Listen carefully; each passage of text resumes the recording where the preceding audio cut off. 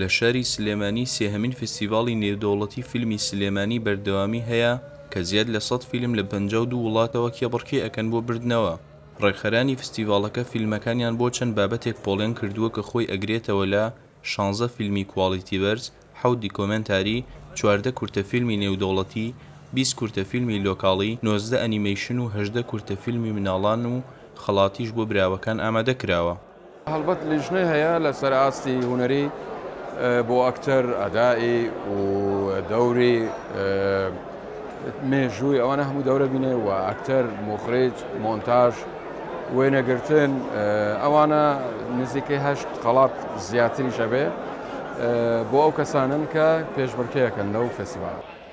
ئەکتەر و هونەرمەندە کوردەکانیش ئەم جۆرە چالاکیانیان بە گرنگ ناوهێنا و بە ڕێگایەکی پێویستیان زانی بۆ پیشاندانی سینەمای کوردی بە جیهانی دەرەوە. ڕاستیدا ئەمە یەکەم جارمە بێمە فیلم فستیڤاڵی سلێمانی.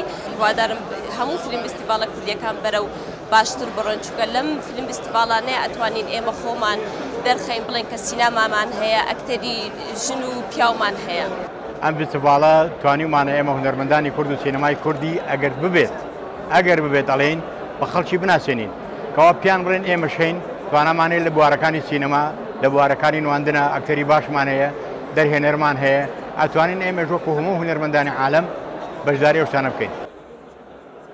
فستیڤاڵەکە لەلایەن هاوڵاتیانی شاری سلێمانیەوە بە گەرمی پێشوازی لێ دەکرێت و بەمبەر سیوینینی ئەکتەرە جیهانیەکان کە لێرەدا ئامادەییان هەیە ڕوو لە فستیڤاڵەکە ئەکەن.